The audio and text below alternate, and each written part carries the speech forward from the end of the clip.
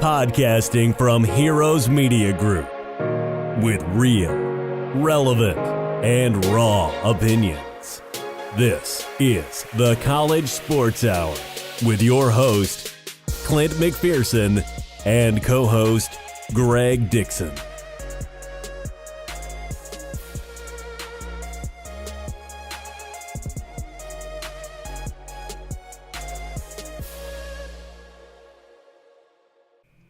What's up, College Sports Hour Nation? Welcome back to the College Sports Hour. My name is Clint McPherson. I'm sitting here today with my partner in crime, like usual, and co-host Greg Dixon.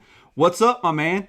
Hey, bud. Hope you're doing well. Hope you enjoyed the Thanksgiving holiday as well as all of our listeners, and we're ready to dive in and talk some college sports today. Without a doubt, man. This is episode 12 of the College Sports Hour, guys and gals. And today we'll be talking about what went down during Rivalry Week in the College Football Playoff Top 25. And it was a little bit of craziness.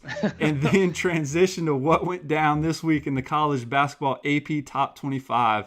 And with that said, let's dive right into how the College Football Playoff Top 25 fared during Week 12 of the 2018 college football season, guys. So we started off on Thursday, Thanksgiving, with the Egg Bowl. You had number 22 Mississippi State beating Mississippi 35-3. There's not much to say in this one. Nick Fitzgerald played good. He ran for 2 touchdowns, threw for another score to lead Mississippi State over Mississippi. But the Egg Bowl victory got marred by what we saw that led to a second half and led to 4 ejections. And it was just an ugly fight that probably shouldn't have happened, man. And I got it. But come on, brother. An ugly fight for an ugly game. Let's move on. Too easy, man. So we had the slugfest. We knew this was going to have a lot of points, and it delivered, man. You had number 6 Oklahoma outlasting number 12 West Virginia 59-56. I mean, Kyler Murray, man, he again showed why he should be a Heisman contender there in New York when it's all said and done. He threw for 3 touchdown passes and ran for another score, and Oklahoma scored 2 defensive touchdowns. You heard me, brother. I said 2 defensive touchdowns right there, even though their defense gave up 704 yards, man. Hey, man, 2 costly mistakes by a really good quarterback in Will Grier, man. 2 costly mistakes that led to 2 scores by the Oklahoma defense right there that was really helped kind of turn some momentum there for the game, man. They had some chances to still come away with a victory in that game. Did the Will Grier and the West Virginia Mountaineers. Man, they put up points, they put up yards, but in the end, Oklahoma was able to get this thing done. I really thought West Virginia would come away with a victory at home, but Oklahoma was able to continue to put up points even though their defense was letting up yards and scores all over the place. But they made big plays when they needed to. Yeah, man. And I picked Oklahoma just simply for the fact that, I know West Virginia this year has been they've been magnificent at home. But this was to earn a spot in next week's Big 12 championship for Oklahoma. And they went in and took care of business. I did not think, to a certain extent that I knew it was going to be a high-scoring game, man. Sure. And I expected the West Virginia defense that's been pretty decent throughout the year to come show up. But, man, I really thought Kyler Murray was going to be the difference maker. He didn't outduel Will Grier when it comes down to statistics. But, man, he stepped up in a big way. He had a huge game on the ground, too, man. Yep. And he scored some key touchdown passes. But, man, realistically, man, this Oklahoma team, they're just going to have to get better defensively. And I don't know how that's going to happen heading into the playoff, even if they get a chance to make it. It's really late in the season to be making some major adjustments and kind of changing up your philosophy on how you've been able to win games. And obviously, your little procedure here that you've got to win games has been score more points than the other team. Even though they may put up over 50-plus points on you, you better be able to put up 60. Yeah, and I like it, man. It's like, I guess their identity, this is who they are. They got a good offense, an awesome offense, and then just a horrible defense. So I guess as a fan, you have to be pulling your hair out. But then again, you're like, okay, well, they're scoring more than the other opponent. So at the end of the day, how bad is that? I don't know. Will that win them a championship? I don't think so. But, man, just look at this for 1 second. Just think of this scenario, okay? You have either Oklahoma playing Georgia or Oklahoma playing Alabama, if that's what happens in the Final Four. But, man, would you not pay to see that game? Oh, absolutely. I mean, look, we all know that defense may win championships, but offense puts butts in the seats. So anybody would be paying money to watch Kyler Murray and this offense go up against any one of those other major defensive teams that are out there. Yeah, man, and it would just be interesting, and hopefully we get to see that. It's going to be interesting to see what happens because we'll be talking later on in this episode about, the Oklahoma and Ohio State. Who deserves it? Ohio State or Oklahoma? And we'll definitely get that later in after we go through these scores. So let's move to number 16, Washington, man. This is a team that just couldn't get it together throughout the year, and I didn't think that they were going to be able to stop the mustache, man. They toppled the mustache and number 7 Wazoo and beat them 28-15, man. But coming in this game, I should have looked at the weather report because if I knew it was going to snow, I knew Gardner Minshew was going to struggle. I knew if it was going to snow, man, I knew it was like, hey, his hands probably numb, the receivers can't catch. But man, Washington stepped up in a big way and showed you why they're one of the top teams in the nation and beat a team that really had a long shot for the playoff, but definitely does not have a shot anymore.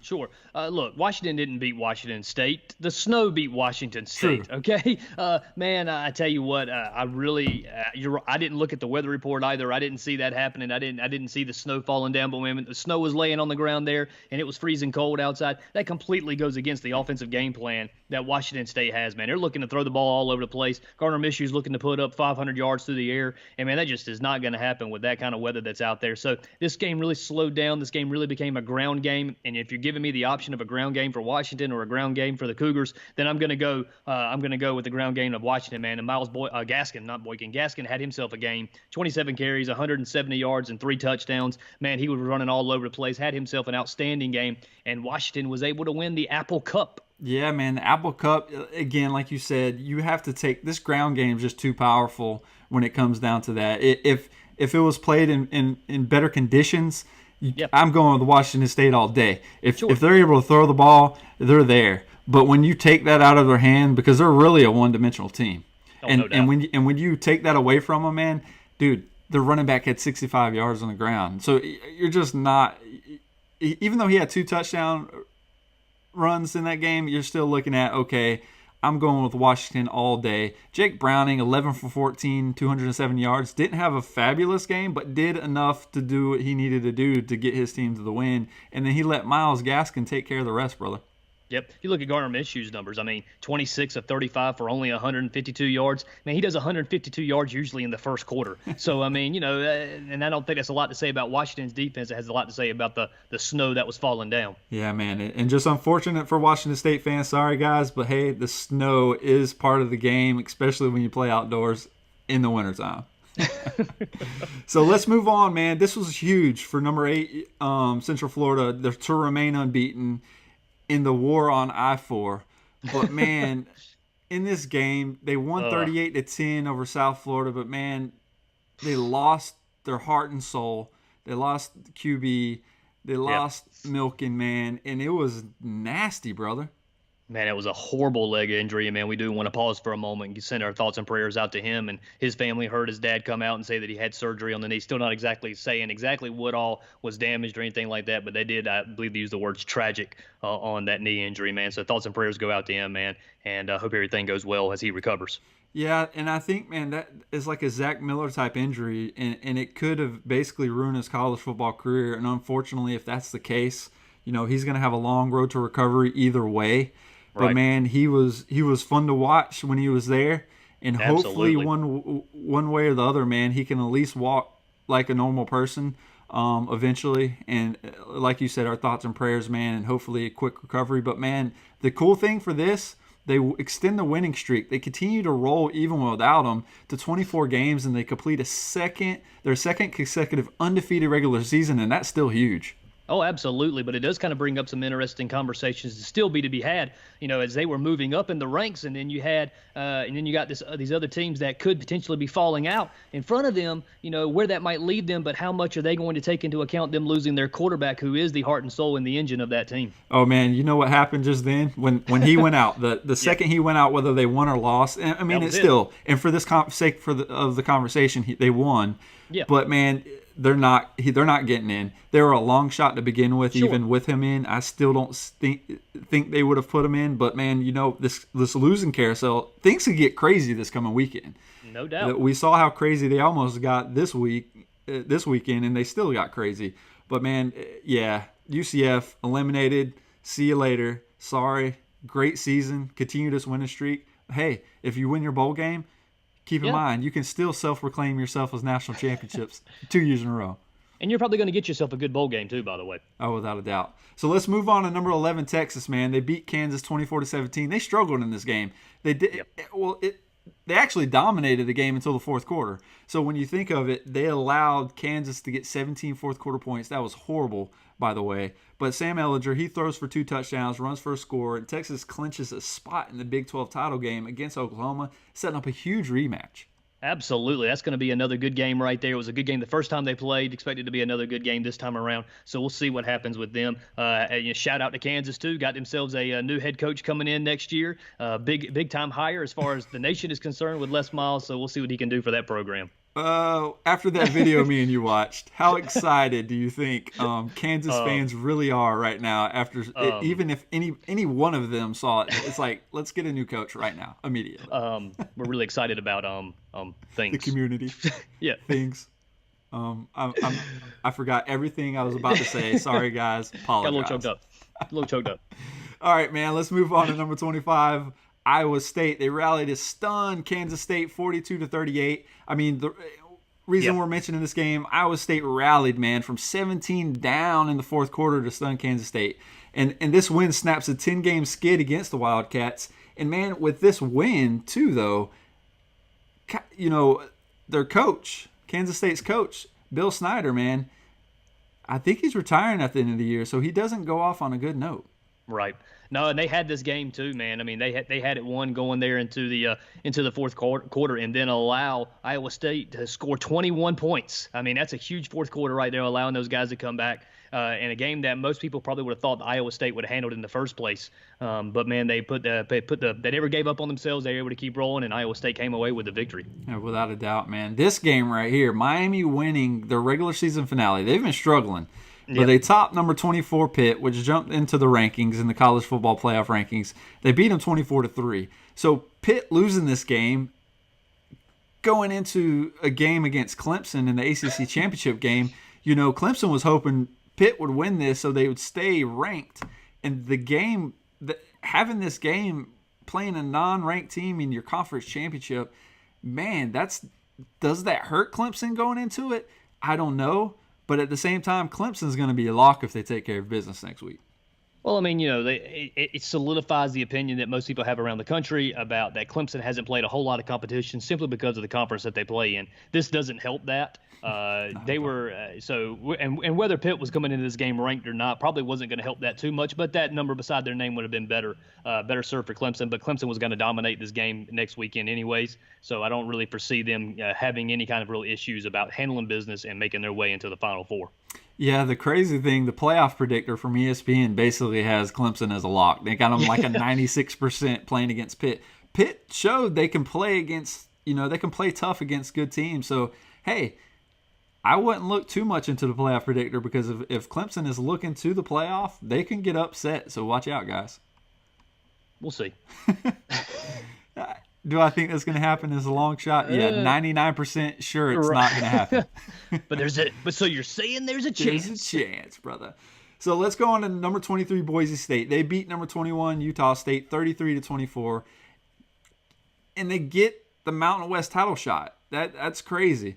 To think that, you know, so far removed from, you know, the Statue of Liberty they did against Oklahoma, and they find themselves in getting the Mountain West title shot, and that's great because Brett Rippon continues to represent. He throws for 310 yards and a touchdown. Alexander Madison rushed for 200 yards and 3 scores, and Boise State beat Utah State, and that ruined a good season for Utah State because before this game, man, they only had one loss. Yeah, man, both teams were rolling a little bit here. You know, it was a little bit of a powerhouse matchup out there as far as the Mountain West was concerned. So, man, it was definitely a good game out there for them, and kept it close for the majority of part of this game. You know, never really without reach, but Boise State was able to pull away with that victory. Without a doubt. Let's move on to number 20, Syracuse. They took care of business against Boston College. Something we saw offense from them this week. Obviously, Eric Dungey returns. He runs. Yep. He ran for 3 touchdowns and threw for 362 yards. Again, man, he's the heart and soul of this offense. And when he showed up, he came to play. They dominated a decent Boston College team. Boston College is not the best team this year. They found themselves ranked a couple times throughout the year, so they're not a bad team. But man, when you're looking at it, you got Florida State struggling. You got Miami struggling, but you got Clemson doing their thing, and then Syracuse is like right there as one of the better teams in the ACC. When you're saying that, you know the ACC is struggling, man. Right, and they were able to get their victory this weekend that they needed and that they wanted to kind of round out their regular season here as they make their way towards a first time they've been in a bowl game in several years here. So shout out to them for being able to do that. Oh man, definitely mad props. Okay, let's move out. Northwestern, number 19, Northwestern, and Thorson helps them beat Illinois 24-16. Clayton Thorson, he counts for 3 touchdowns, man. Isaiah Browser rushed for 166 yards and 18 carries. And Northwestern beat Illinois for the 7th straight Big Ten win. Again, man, every week we talk about this team, they're having another huge conference win. And whether it's against Illinois or one of these bigger teams, it doesn't seem to matter. So, man, them winning this game sets them up nicely. And who do they play next week? That's going to be, hey, guys, watch out.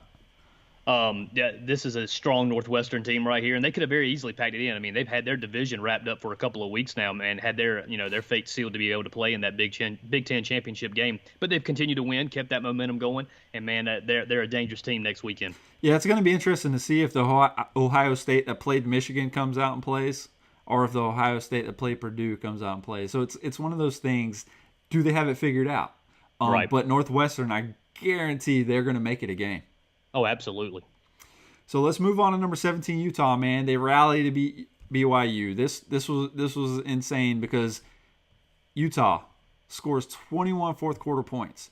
They're down big, man. But Jason Shelley, he basically put the tip on the icing, man. He put the cherry on the whipped cream by running it in for that touchdown at the end, and really, again, a huge comeback, a big win for Utah. And number 17, Utah ends with a 9-3 season, man. Man, Utah's been a little up and down. I mean, they hold that 17 ranking right there, but they've been a little up and down this year. But they were able to kind of rally the troops, so to speak, and come back out of here with a victory that probably most people would have said that going into that fourth quarter that it was it, that was done. Stick a fork in them, man. They're going to wrap up their 4th loss on the season. But props to them for continuing to fight. Yeah, man. Good job, Utah. So let's move on to number 15, Kentucky. This is a team that we just wrote off, but man, they're going up against a struggling Louisville team. They beat them down. They beat the arch rival down 56-10 in this game. Terry Wilson shows out, obviously, against a Louisville team that is just horrible. He gets 340 yards, 4 touchdowns. Benny Snell showed out too. He rushed for 2 scores, and Kentucky blew them out. When I say they blew them out of the water to win the Governor's Cup, they blew them out of the water, brother. Well, they pretty much joined every other team that Louisville has played this year in blowing them out because Louisville hasn't really put up much of a fight all season long.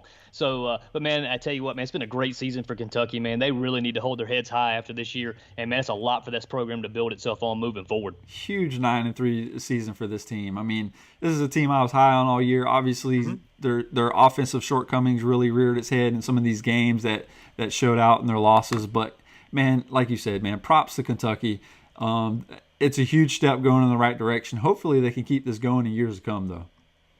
Absolutely. Let's move on to Penn State, man. Number 12, Penn State, and McSwirly. He does it. I mean, he shows out again. He helps them rout Maryland. Maryland's doesn't have much going on right now.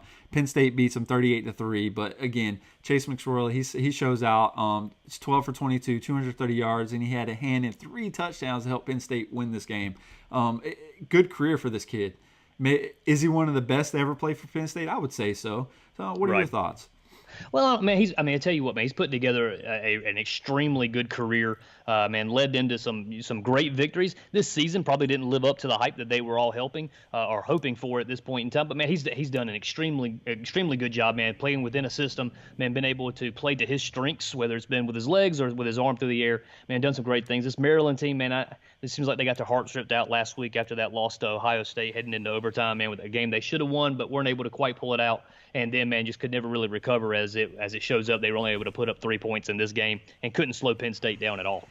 Yeah, without a doubt. And we're getting to a game right now, man, that I don't even really want to talk about. I'm still representing. Hey, I'm a garnet and gold man through and through. I might not have garnet and gold on right now. It's not garnet and gold. It's FSU though. Hey, Florida State white hat. Got the there dark. You go. I mean, I do got the garnet and gold over here on the sleeve. No, all right. But come on, man. This game was just depressing. I figured the Florida State Seminoles, knowing that they had to win this game, would come out with some fight. They get obliterated, man. They get dominated in this game. They fall to Florida 41-14. This is the first losing season since 1976, brother. I wasn't even alive there. I was born in 1983. And so this is the first time they won't appear in a bowl since 1982. I still wasn't born again. I mean, what is going on? I was not born then, man. 1983. I've seen a team that has went to bowl after bowl, whether it was, a national championship game or the Blockbuster Bowl or some craziness. They've been in a bowl since I can remember, since I was born. They haven't had a losing season since 1976, and that's all done. You know what that tells me? That tells me you are a spoiled college football fan. That's exactly what that tells me. Oh my gosh, man, you ain't been able. Every year you've been alive. Every year you've been alive, your team has gone to a bowl game. Man, come sit in my chair for a little bit and cheer on the Duke Blue Devils, who got obliterated by Wake Forest this past weekend. All right, so you know what? I tell you what though, man, here's the silver lining in the whole story. Okay, season's over. Without a doubt. There's your silver lining. Oh my gosh, man, medical issues will resolve now. I'm talking blood pressure. Everything's going to go back to regular. That's exactly right. Man, it's basically embarrassing knowing that I had to sit in my corner in my house, in my black hole, and watch this game by myself because I knew nobody wanted to be around me during these games. Right. It was just depressing, man, because knowing that your team was not going to win and then getting excited because they pulled a win out against Louisville that basically gift wrapped that game. They pulled a game out against Boston College who just busted coverage. There was a whole bunch of exciting, I say a whole bunch, maybe right. 2 or 3 exciting times this year that I could jump off the couch. Other than that, man, it was just a horrible year. I'm losing hair already, man. And so right. I think I'm getting closer and closer to going bald just for the simple fact that Florida State just was horrible this year. Well, it is a little bit. It is a little bit of an FSU kind of thing, man. To get that 5th win and to kind of give you hope, maybe kind of going into the last couple games of the season. Hey, we might be able to pull this out. We might be able to do it. And then womp womp womp. It's just sitting there with that 5th win, and that's all you got. Hey, man, just for a second, they exceeded my expectations when I did say earlier on in the season, early on in the podcast, that they would be lucky to win 3 games. Yep. They won 5. Still embarrassing. Let's move on. Okay, let's go into a thriller. Let's go on to a game that me and you were texting back and forth, and it was late. This game didn't seem like it was going to end. It was like the song that never ends. It was like that game, man. Game, yeah. It was the LSU, which I didn't think would have enough offense to actually score 72 points, but they proved me wrong. They went up against the Texas A&M team. This was they had an exciting finish. It was hilarious watching them. Dump the Gatorade all over their Coach O. Yeah, Coach O got the Gatorade bath. A premature celebration, yep. And then Texas A&M forces overtime, man. Wow, I tell you what, man, they scored more points in overtime than they did throughout the entire game, man. When was the last time you ever heard something like that, man? I think you texted me and said that they had tied the record for the most number of overtimes in an FBS kind of game. Exactly, man. So that was wild there, man.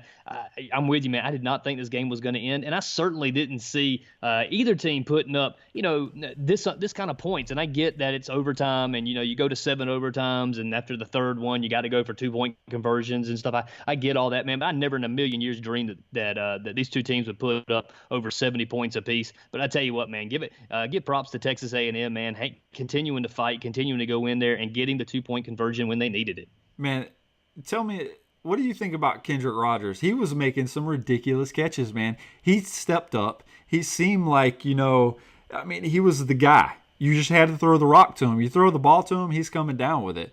It was one of those things. Why did you not throw the ball to him every play in overtime, to go ahead and ruin, go ahead and end this game? They didn't do that some of the times, and it just kept extending the game. I was like, just throw it to Kendrick Rogers. He's going to catch it. This guy he's Houdini right now. He's not Right. gonna miss. And dude, he stepped up huge. Kellen Mond finding him and buying enough time to throw that pass to him for him to catch it. It was amazing.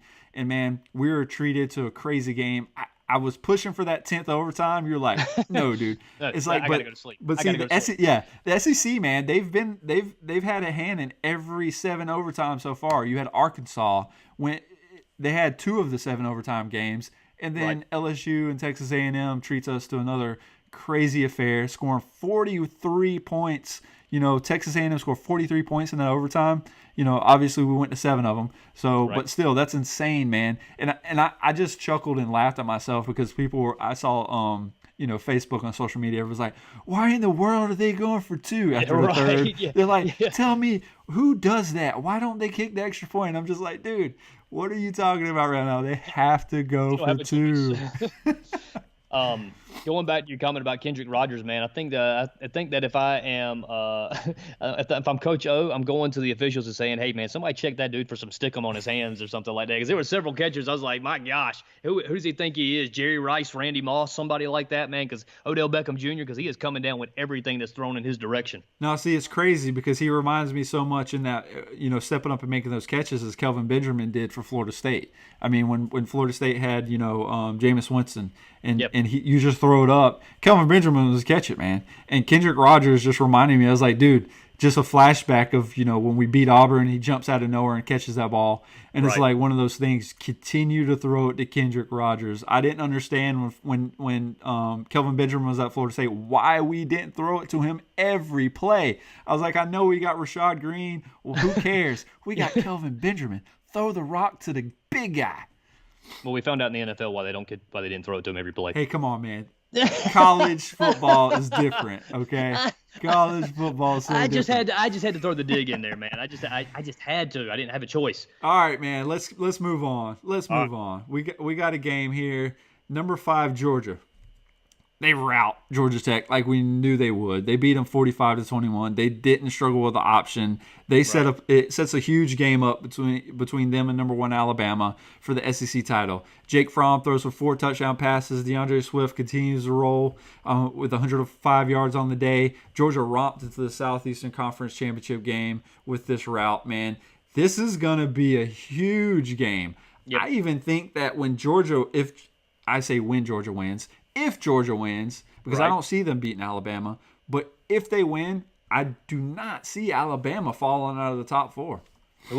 Ooh, man, I tell you what, there's a part of me that wants to see Georgia win just for that conversation right there, just to see what happens with Alabama if they were to fall out of it, and what are you going to let this one-loss Alabama team still stay in there? Who gets knocked out because of that, or does Alabama fall out, and what kind of conversations would that create? But man, we got quite a few Georgia fans that are followers and comment. I mean, I saw a great liner out there, a tweet the Georgia fan put out there that said, I'd like to thank, no, it was a Tech fan, and the Tech fan said, I'd like to really, really give a lot of props and love to our Georgia Tech Yellow Jackets out there, man. They really came to play today. I want to thank them for hanging in there for the first drive of the game and then That's not awesome. doing anything the rest of the game. So, it wasn't a good game at all.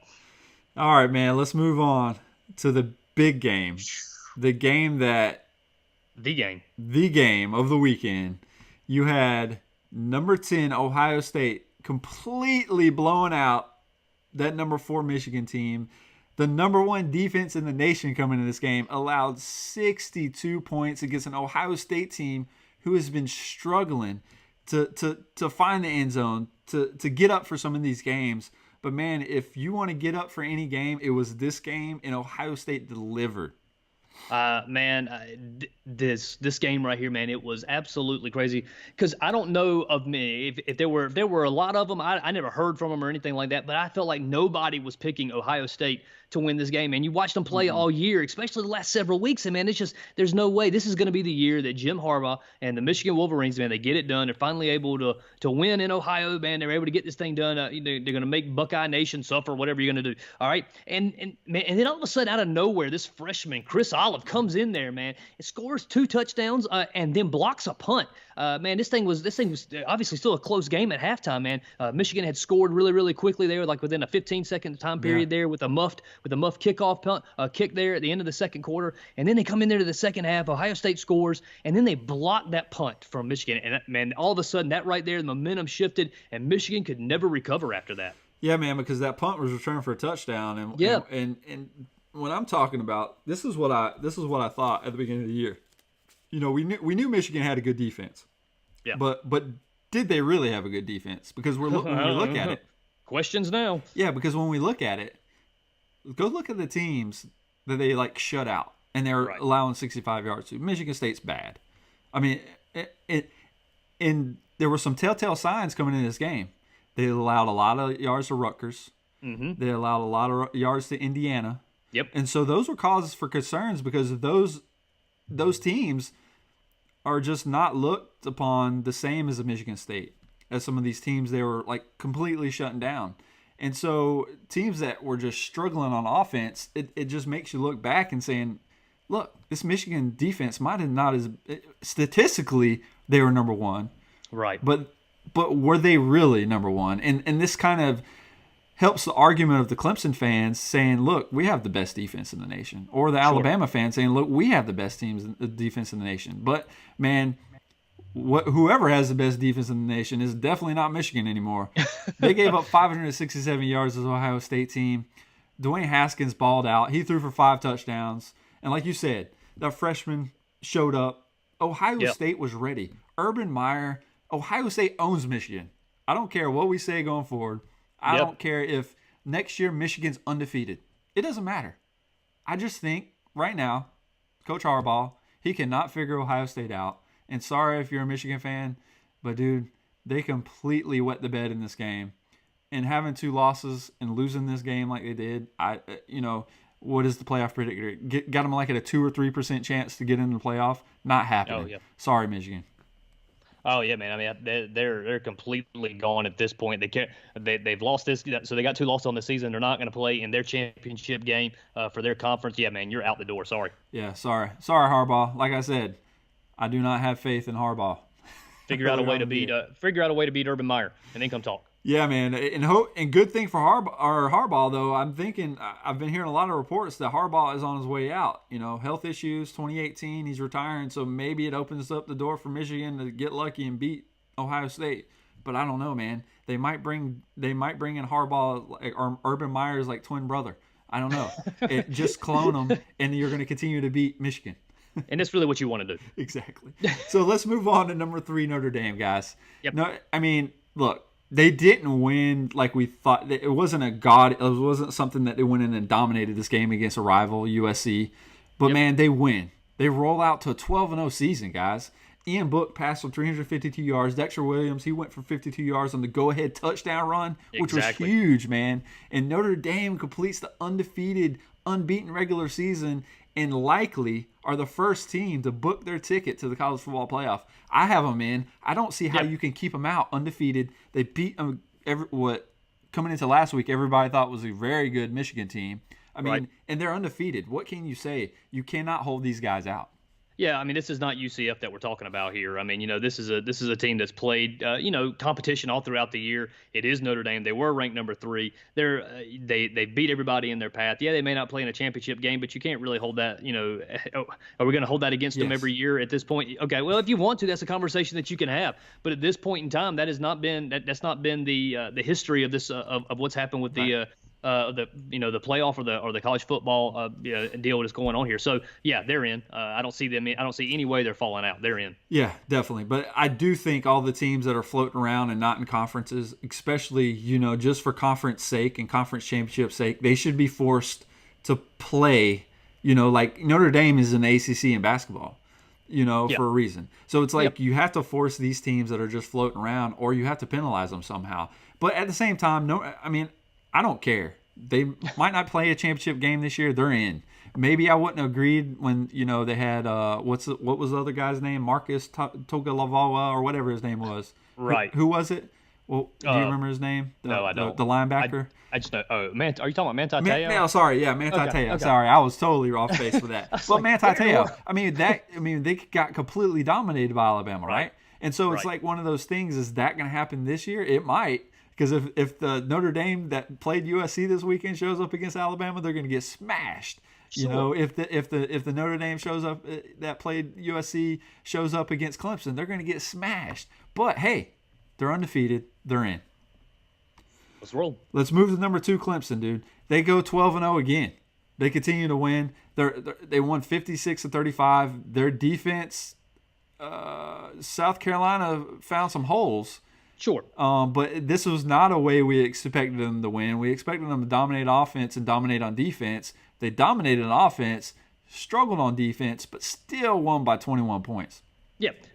All of a sudden, it's kind of like the guys said, "Oh, look, the game is close at the half here. We might want to try doing something now." Right. And they did. And then they came out in the third quarter and kind of put some distance between them and the Gamecocks, and were able to roll. Rivalry game. They're in Clemson for them. So they won this game, and that's all that mattered. What a huge blow that would have been to the ACC, though. Oh my gosh! If Clemson would have got just. If Clemson would have lost this game against the Gamecocks, man, what will we be talking about the ACC? Complete trash. And then you're like, oh, they lost to the Gamecocks. Now Clemson is out. It's like it's one of those things that would have been a huge blow to the ACC. The conversation would have been who's worse, the Pac-12 or the ACC. True. I still would go with the Pac-12.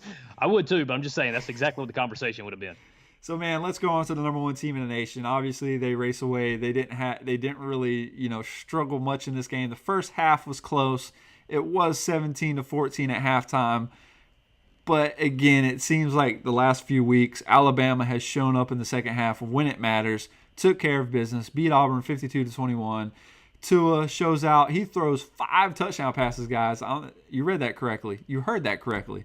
5 touchdown passes, man, and runs for another score. He continues to show out. He will be in New York for that Heisman Trophy. And, no doubt. And it's going to be down to him and Kyler, really. When I look at it, who's going to come up with it, we'll have to see. But, man, number 1, Alabama takes care of business and shows why they're the best team in the nation. Yeah, I mean, they continue to roll and steamroll other teams and making their way towards a big matchup this weekend down in Atlanta, Georgia, with the Georgia Bulldogs for the SEC championship. All right, man. With that said, let's talk quickly about how this all plays out heading into the conference championship week. Throw a few scenarios out. I mean, we got Alabama playing Georgia. You got Oklahoma, going up against Texas. You got Ohio State playing Northwestern. You got Clemson playing Pittsburgh. Chaos can continue if some of these teams don't show up. But say all of these teams take care of business. Who has the most valid argument when it comes down to Oklahoma and Ohio State? Who gets in over the other?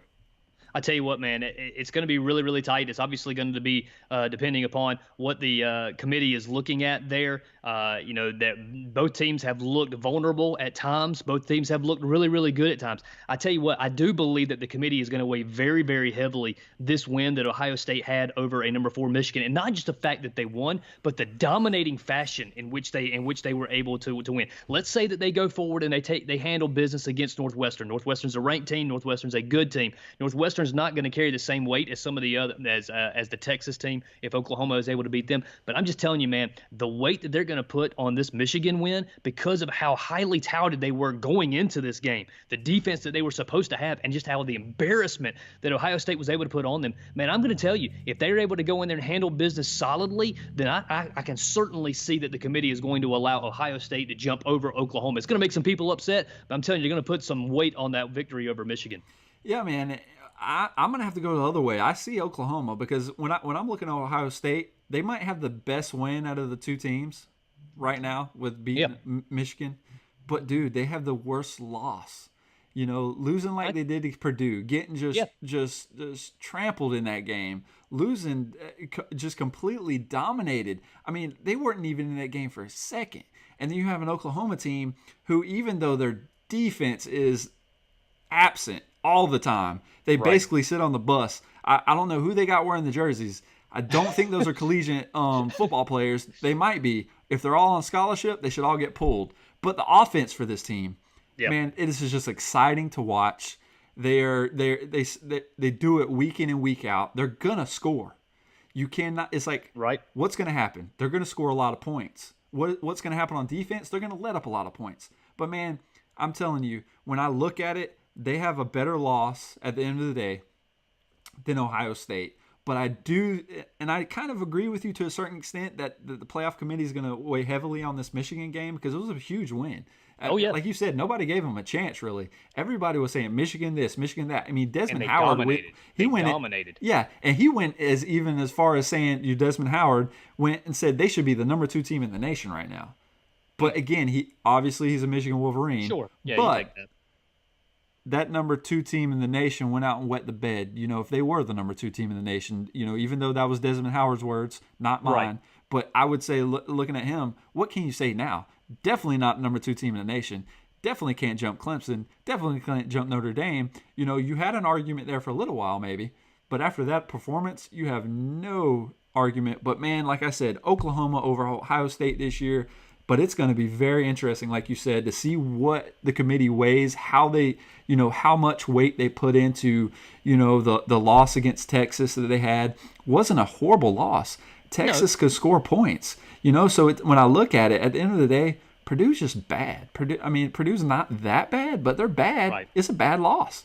Sure it is. I certainly don't disagree with the fact that they've got the worst loss. I do wonder how much the committee looks at Oklahoma's defensive woes, and what does that do in their mind? Maybe that's kind of nitpicking things a little bit, and maybe even taking what they're looking at a little bit too far as they're looking at quality of wins and they're looking at quality of losses and stuff like that. But if I'm sitting in that room, I've got to think about this defense and man, is it going to get embarrassing? That kind of deal. It will be interesting though. Like I mentioned at the beginning of the game, say Oklahoma does make it. Yeah. And Oklahoma does have to play an Alabama or a Clemson. And to see what that offense can actually do against those defenses, they're going to score points. They might not score 70. They might not score 60. But, is Alabama going to or Clemson going to actually be able to slow that dynamic offense down? I don't know. But I know they'll be able to score against that defense. I know an Alabama or Clemson won't have any trouble scoring. So we might get treated to another shootout, even though those 2 teams have defenses. They might not be able to figure out that offense. All right, here's. I'm sorry. Go ahead. No, you go ahead. Just 2 things to think about on that. The way that it's set up right now, it would, if everything stayed the way that it was, you would have Alabama versus an Oklahoma. Say Oklahoma made it against that Oklahoma team. So first of all, there is the intriguing matchup there of having Kyler Murray and Tua Tagovailoa going up head to head against one another, and what many people think is the top 2 players for the Heisman Trophy. So there's an intriguing matchup there. The other thing to think about there is that having Nick Saban having about 5 weeks to prepare his team for that Oklahoma team. Probably not going to go too well in Oklahoma's favor. Yeah, I would agree. It's like if they lined up and played, just for the sake of argument, I want to say it's going to be one of those crazy games because it could be. I can see, them playing. If they had to play Clemson, I can see that being a shootout. Right. I agree with you though. When it comes down to Nick Saban, you give him that much time to prep and plan, you're going to struggle a little bit. So it's like it would be it's going to be interesting to see, man, because if they do squeak in, like you said, it's going to be Alabama versus Oklahoma or something like that. So it's going to be that's if Alabama takes care of Georgia. Sure. We're living a week from now. So yeah, man. So with that said, man, those are some interesting things and some food for thought to think about, and it's just going to be interesting to see heading into championship weekend what happens, because dude, college football is not over. And it is not decided yet. Very true. If we learned anything about this past week, man, we still can see a lot of things change going into next weekend. Without a doubt. All right, man, that wraps up rivalry week in college football. Let's switch topics and talk some college basketball finally. College basketball is in week 3. And we've already seen a handful of upsets. Teams falling in, teams jumping out of the top 25. And like I said, we're going to see more throughout the year. But so far, man, let's go ahead and go through a week 3 recap and the week 4 preview.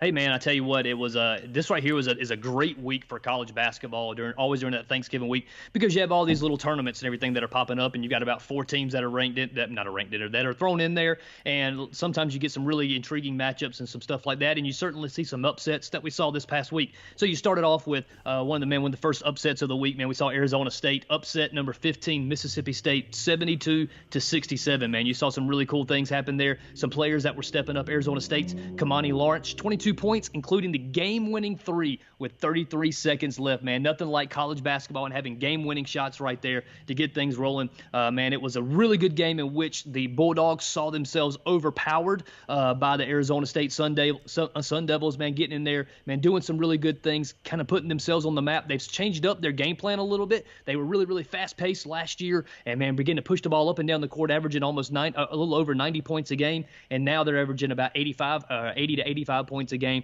kind of slowing it down, playing that half-court basketball, doing some really cool things there for the Sun Devils to get a big win at the beginning part of this season. Yeah, man. Mississippi State still made this a game. They rallied in the second half, showing why they're one of the ranked teams. You know, they trailed by 15, like you said, like mentioned earlier, but Arizona State, man, out-rebounding. That's huge, and you'll see that a lot, man. Out-rebounding another team. When you out-rebound a team 27-12 in the second half, it doesn't bode well, even though still the Bulldogs made a huge comeback, even being out-rebounded that much. So it goes to say that Mississippi State has a talented team, so watch out for them during the season, guys. Yeah, man, early part of the season, man, things are still going to be changing. Things are still going to be growing and learning to play together. Watch out for Mississippi State moving forward, but Arizona State got themselves a big win for the beginning part of this season. So, man, let's get into your team. Yeah, the Duke Blue Devils had two huge games, against ranked opponents, man. How did that go? Yeah, man. So in the second round of the Maui Invitational on Tuesday night, Duke went up against number 8 Auburn. Auburn is expected to do really, really well in the SEC this year, right there neck and neck with Tennessee, kind of looking at who's going to come away with that championship, and Kentucky as well. So, I mean, you got three really good teams right there in the top 10. Duke didn't run away with this game. Auburn really fought back. Duke got out to a hot start. But, man, Auburn fought back into it, and believe it or not, it was the defensive play of Marquise Bolden got up in there, man. He had his best game of his career there. 7 points, 9 rebounds, and 7 blocks, man. And the majority of those blocks coming in the last 5 minutes of the game. Man, they would drive in on him, and, man, he would just keep swatting it away. Zion Williamson had 13 points and 9 rebounds. But, man, Auburn's three-point shooting really kept them in the game, man. It seemed like every time you turned around, man, they were draining 3 after 3 after 3. Jared Harper had 22 points for Auburn. Bryce Brown had 16 points. Both of them were shooting threes, lights out. Duke at one point in time in this game led by 17 points, but Auburn was able to trim it back down 61-56. But Duke was able to, every time they would kind of bring the game close, Duke was able to keep them at bay and able to come away with a really hard-fought victory in this one. Yeah, man, it was a good win. I mean, when you look at it, even though, Auburn, at the end of the day, Auburn loses, obviously. But they're going to be, when it comes down to the end of this year, they're going to be a team to be reckoned with. They're number 8 for a reason. Even after this defeat, obviously they probably won't move up. But man, this team's good. So you got to give it to them. This is not a bad win or a bad loss. Duke wins. Auburn loses to the number 1 at the time, the number 1 team in the nation. But when you look at it, man, like you said, Duke led by 17 at one time. Right. So they did have troubles putting them away, but it was a good win for Duke, and they moved on to the next round against the Zags, man. So they would play their third game in 3 nights. Obviously, Gonzaga would do the same thing, going in here playing into the championship game of the Maui Invitational. Duke going into this game was undefeated in the Invitational, man. They were sitting there at 16-0 in this game, and kind of going in there and going up against now it's number 1 Duke versus number 3 Gonzaga. So a huge matchup right here, and Duke got upset 89-87 against the Zags. Duke was down for most of this game, man. It was not a pretty game to watch if you're a Duke fan. It was very frustrating at times. Not a whole lot of ball movement that the players were doing, man. It was a lot of ISO ball, maybe a couple of passes, somebody at the top of the key, everybody move out of the way, and one person's going to drive. Duke found themselves down by 16 in the second half, and so not a place that they're used to being at all, especially not this young team. But, man, they were able to fight back. But, man, the experience was key for the Zags, man. Zach Norvell Jr. for the Zags had 18 points. They, as a team, they blocked 4 shots, and I'll let you comment on that in a minute. But they blocked 4 shots as a team in the final 46 seconds as Duke made its run and had opportunities to win. Zaga kept missing free throw shots, and Duke had opportunities to tie and win this game and just could not seal the deal. Yeah, man. That how do you say this guy's name? Hachimura? Yeah, Hachimura. This guy is the silent samurai. He's the man. He stepped up big. I was watching him. I was kind of egging my wife on. She's a Duke fan, obviously, just like you, your sister. Sure. But at the same time, man, I was just having fun with it. I'm a huge that squad that Duke has. I'm a huge fan of them. I didn't think Duke was going to lose. I kind of felt bad when they did lose. I was like, man, I shouldn't have done what I did, because it made it worse. Right. Sleeping in the doghouse is never fun. But like we talked about, man, the big thing that broke it for me, I'm a huge Zion Williamson fan. Right. I was an RJ Barrett fan until this game. Watching him have the Kobe Bryant syndrome, but not the Black Mamba mentality. He had the Black Mamba mentality. Oh, he had the mentality. But when it came down, execution was very poor. Right. I was not a huge fan of how they cleared the box and was like more of a one-on-one with him and the defender. But, oh, wait a second. There's two guys under the board, the rim, that are just going to step up and swat. And he did it 4 times in a row, man. It was very depressing. I know it had to be depressing for a Duke fan. I know Coach K is going to figure that out and squash that with a hurry because, it wasn't his greatest night. He did have 23 points, but he shot the ball and missed a lot of shots. And it's just something that he might be seen as the best player on the team. You've said that.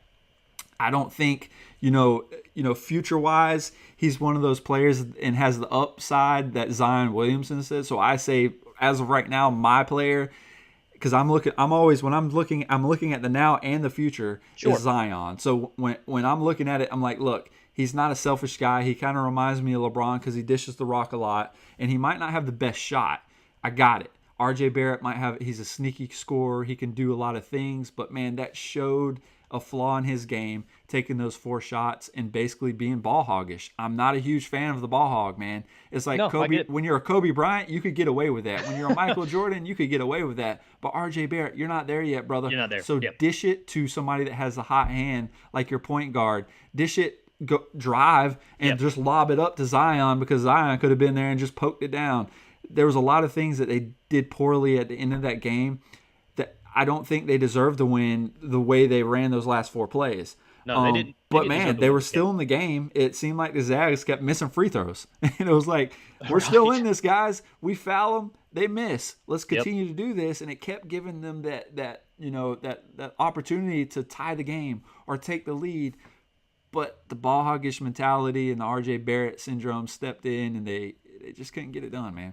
Yeah, no, Trey Jones had the hot hand at this point in time in the game. He was a big catalyst for why they were able to get back into the game. So I really would have rather seen, one of the big things about this Duke team is that, 4 different guys can bring the ball up at any point in time. You don't have to find the point guard to bring the ball up. However, in that last minute, I would have really liked to have seen the ball in Trey Jones' hands to set something up and really make some nice ball movement at that point in time. But that wasn't our highlight for this game anyways, as far as ball movement was concerned.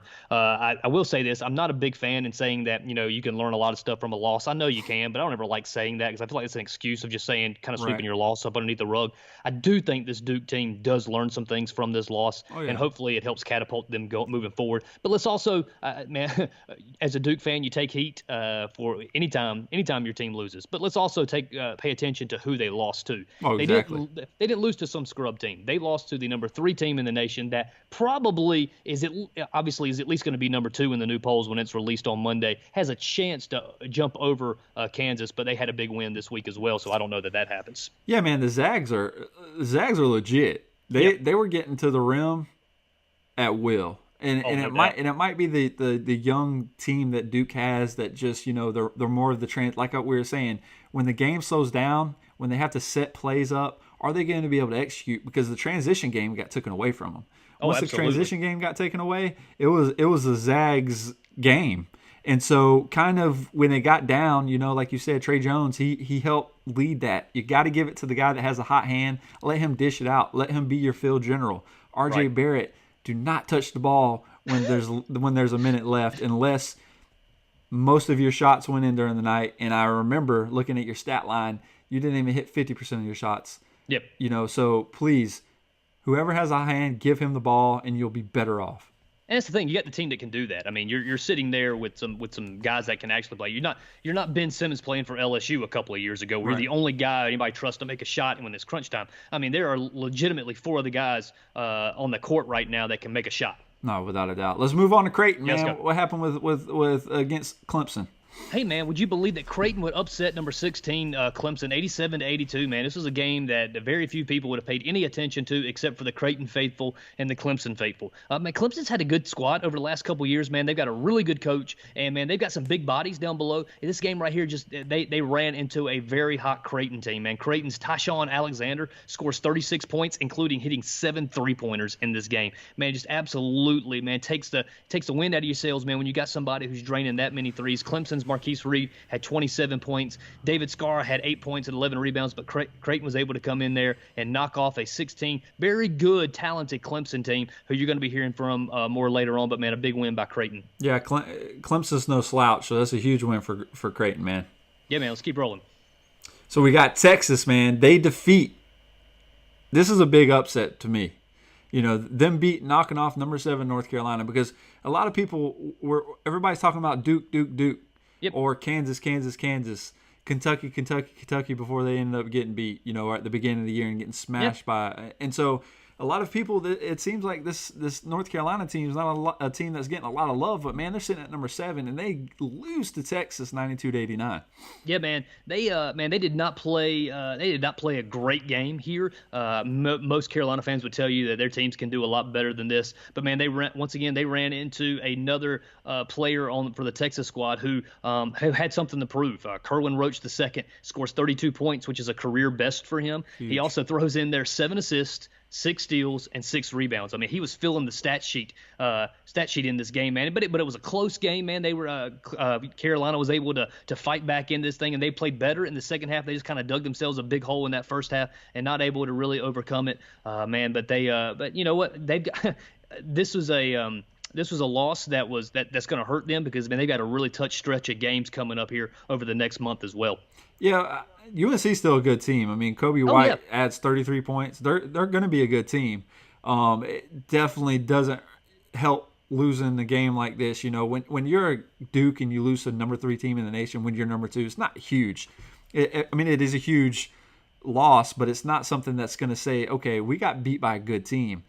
Is Texas good?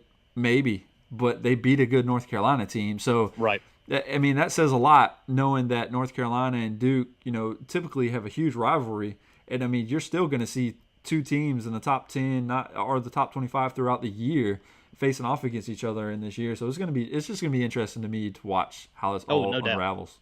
No doubt. So let's go on to Michigan State, man. All right, man. Yeah, number 11 Michigan State would go in there and defeat number 17 UCLA, and they didn't just defeat them, man. They really dominated this game, 87-67.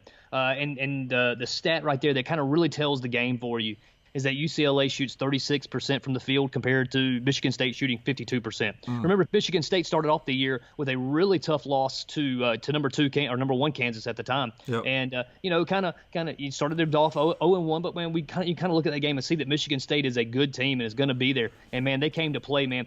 Once again, it was another Michigan State game that was a balanced game, man. You don't necessarily have one superstar that's going to overshine everybody else, but man, they always have just that nucleus of guys, and they share the ball well. Cassius Winston, 19 points and 7 assists. Nick Ward, 16 points. Joshua Langford, 14 points. Josh McQuaid, 11 points. So, I mean, you just kind of go down the list there, and you see there's a lot of sharing of the ball going on, people taking their shots, taking their time, and, man, they are able to really dominate this UCLA team. Yeah, Michigan State's a good team, guys. I mean, Cassius Winston, he was good last year. He didn't score that much last year, but, man, he's one of the leaders on this team. I call him Mr. Headband. He wears the headband like LeBron James. And so he's just somebody that I look forward to have a good year. Obviously, he had a good game, and when he has a good game, Michigan State plays good. So, I mean, Michigan State gets a good win against a good UCLA team. Absolutely. Hey, man, number 2 Kansas would go in there and defeat number 5 Tennessee 87-81 in overtime. Hey, man, much like that number 1 versus number 3 matchup of Duke and Gonzaga, man, you had another top 5 matchup here, Kansas and Tennessee. So, I love these early season tournaments, man. You get some games like this that you probably wouldn't otherwise get. But, man, it was another close game of Kansas and Tennessee going head to head, man, really going battling of some big, strong teams that were there. Had Dedrick Lawson. Do what? We had overtime. We did have overtime, man. Dedrick Lawson for Kansas, 24 points, 13 rebounds, and 5 assists, man. They were, man, he was kind of going all over the place there. LeGerald Vickel, man, Vic had 15 points as well.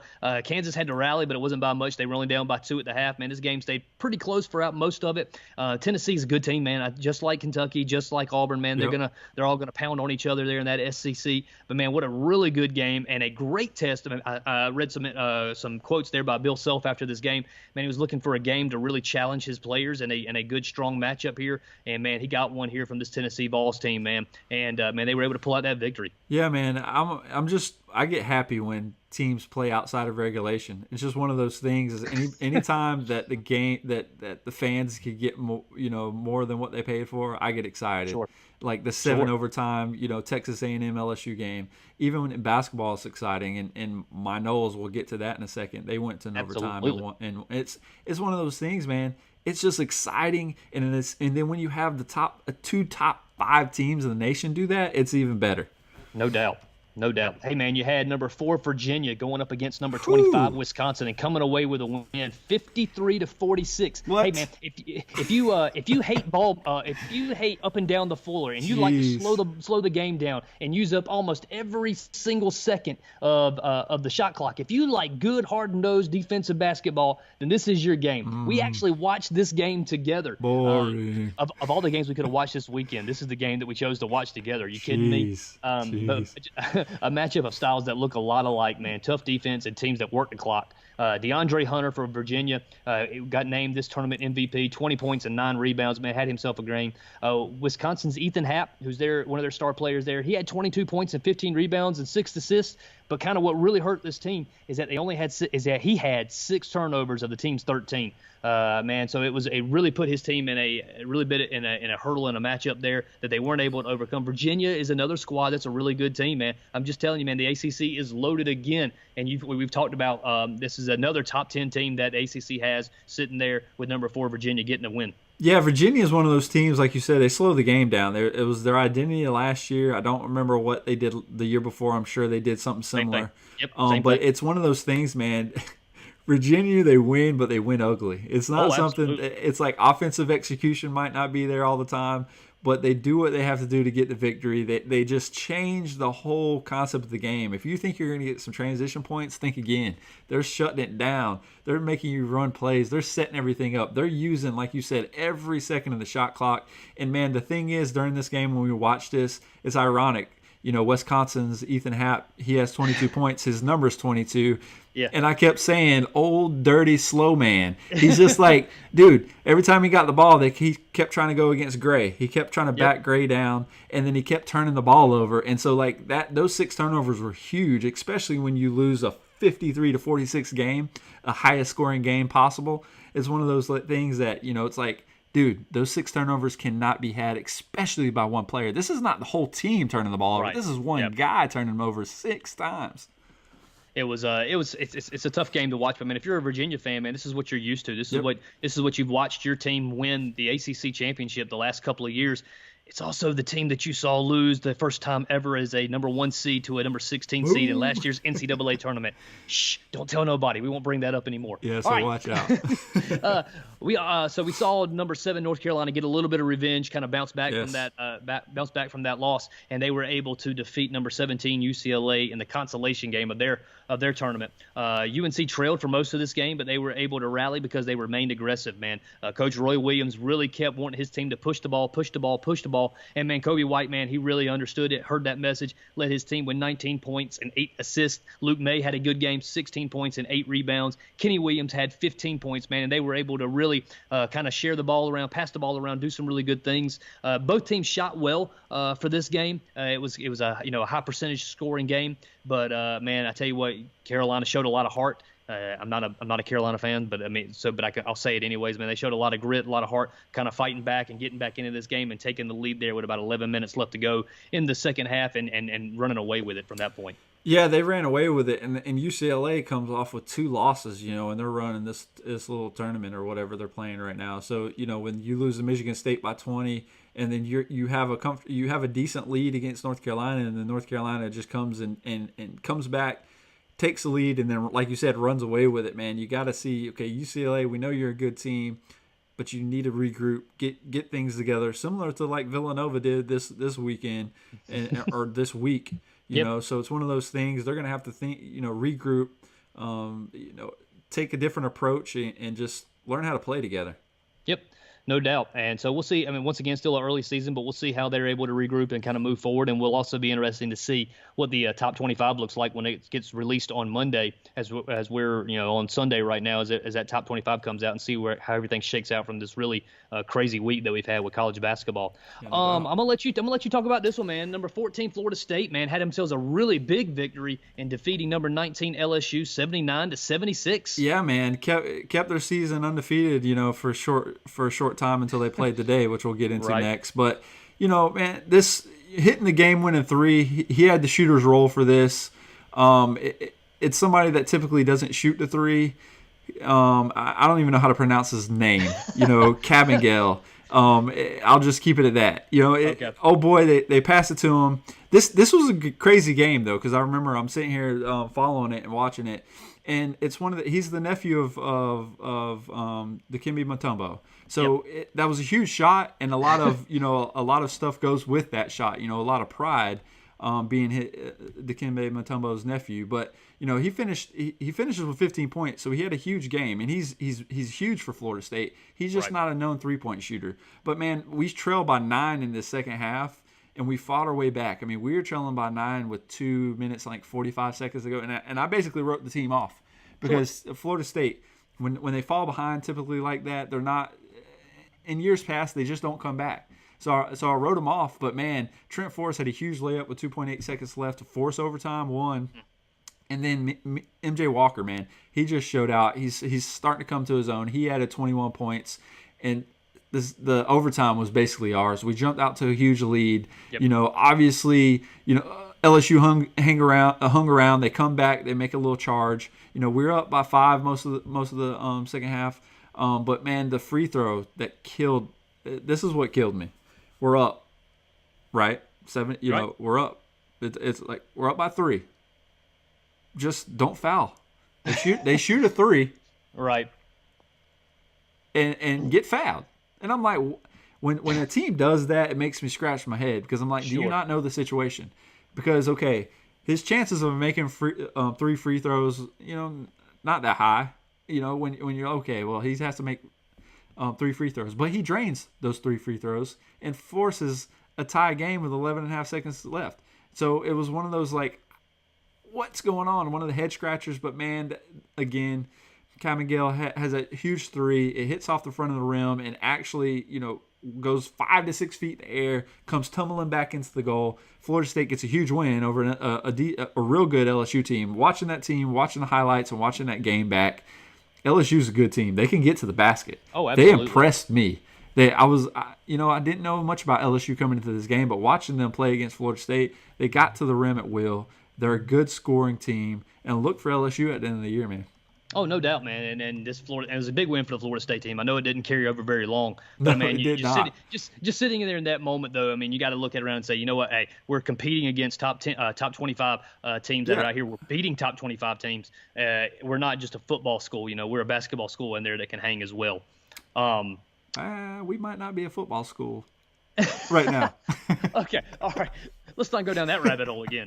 But then earlier today, man, Villanova, who we had talked about a lot last week, who was coming off a really bad week, man, two tough losses to Michigan, a tough loss to Furman. Then they come in and they upset Florida State earlier today, 66-60. Yeah. Colin Gillespie, 17 points, including 2 late free throws for Nova that really kind of helped put this game away. Eric Pascal, 15 points. Phil Booth, 12 points for Villanova. Really beginning to right the track, man. And Jay Wright and that team right there is really starting to kind of turn some things. And this is a good win for them. We've been saying things about, Florida State getting good wins. This is a good win for Villanova. Oh, it is. And it was a Villanova team that's been struggling, like you said. But they've found their groove, it seems like, the last few wins. They're getting back to playing their game. They slowed the game down. Florida State is more athletic. They got the transition game is almost similar to Duke. They got to get out and run the floor. they're hot. When they're hot, they're shooting lights out from three. But Florida State just didn't have it, man. Villanova changed that game, slowed the game down for them, and that just does not play to Florida State's advantages.